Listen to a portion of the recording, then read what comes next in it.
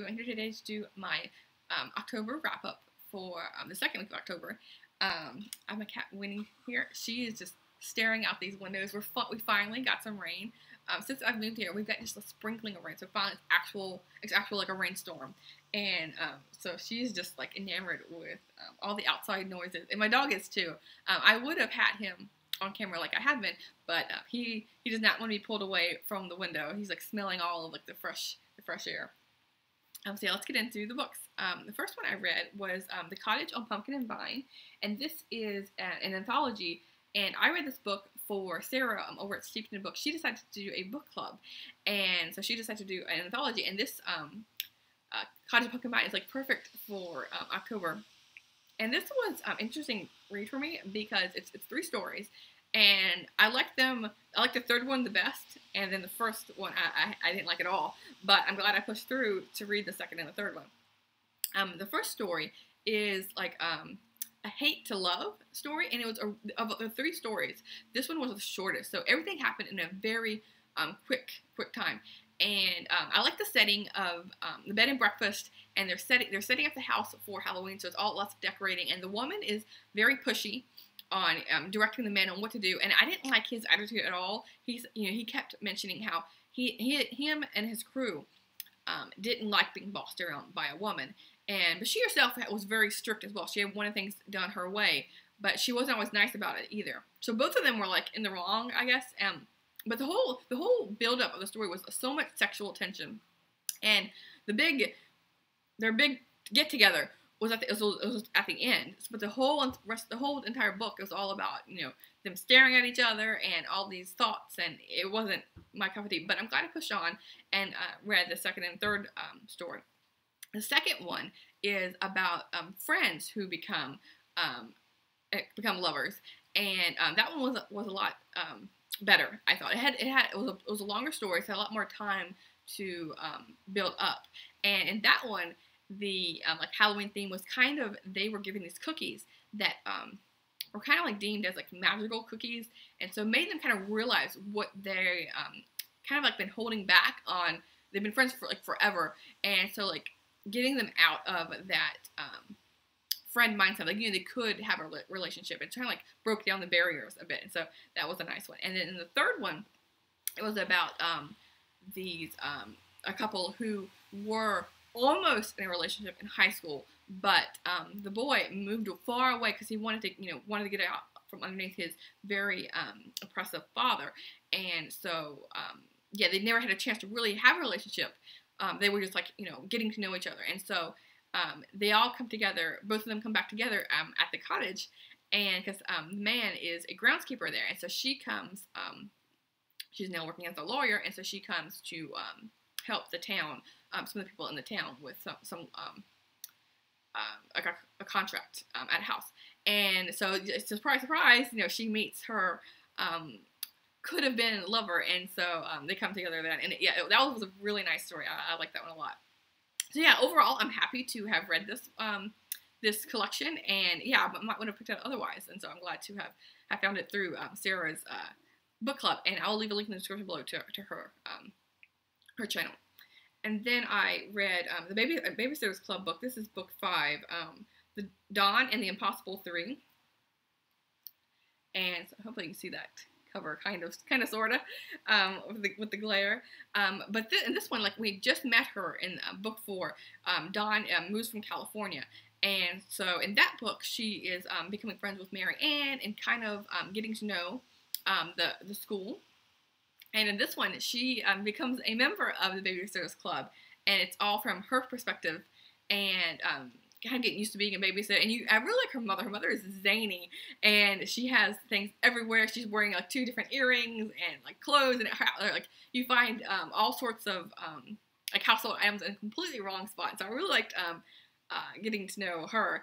And so for this one, Marianne's mother is dating Dawn's mother is dating Marianne's father, and so that was an interesting dynamic as well. And so in this one, it's all about Dawn kind of acclimating to being part of the Babysitters Club, because Christy, the president, does not exactly like her being there because she's stealing Mary Ann, which was Christy's best friend. So, you know, you can't have my friend. So it's all about, like, kind of them learning to share friends. Like, you can have more than one best friend. So yeah, this was really nice to read.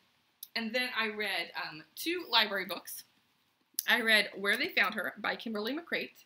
And this was, I was browsing through the library, and this one just caught my eye because it has, like, the perfect fall color. And this is all about mothers and daughters and their relationship. And this one kept me guessing throughout the whole book.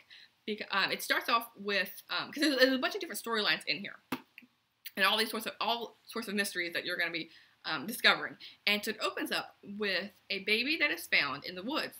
So, you know, it's like simple enough plot, but there's a lot more involved in it because the reporter is the main character, and she has lost her daughter due to a miscarriage. And so she gets put on this job, and she didn't know before taking it that it was going to be involving a dead baby. And so it's her coming to terms with the loss she has, and she's helping to find who the mother was, who the father was of the baby.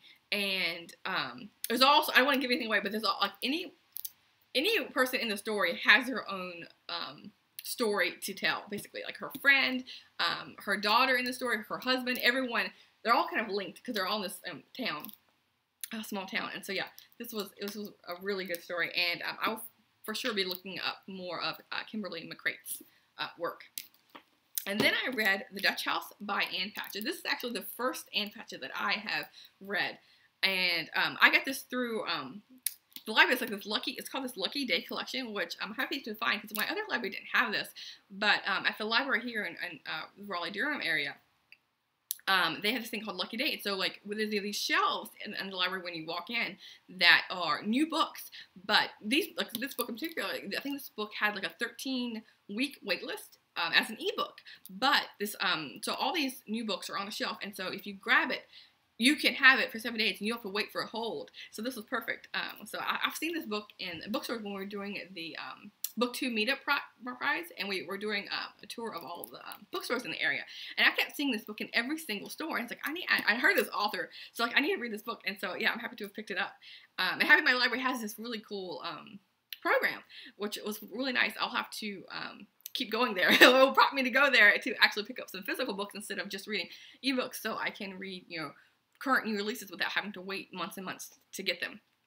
And so this is a very intriguing story, and it was weird because there's nothing in particular that like could grab you in the story, but I couldn't put this down. It features a Dutch house, and of course, and the setting is the Dutch house, and it's all about, like, I think there's 4 or 5 generations that have lived in the house, and it's basically the story of the people who've lived there, who's passed through it, and how the house has affected them. Either the people, appreciate the house, or they don't. They want to run away from it. And so it's all about, you know, the story. It's basically focusing on, this is Maeve, and then her brother, and of course I can't, Danny. It's focusing on them two in particular, and mostly focusing on Danny's perspective, and how them two, how they grew up in the house, and how the houses are, like, always linked, even though they didn't stay there long term as an adult. The house kind of still haunts them. They go back to the house to view it from an outsider's perspective, and kind of like reminisce together on their past and what they want for the future. And then they go away and they come back and they meet up at the house. And so the house is constantly, it's kind of like another character in a way. And so yeah, it was just riveting. I can't even explain why. It's odd, but yes, I for sure want to pick up more from Ann Patchett. So if any of you have read her works, I know she's a really popular author. Let me know what I should start with, what I should pick up next from her. And so those are the 4 books I read this week.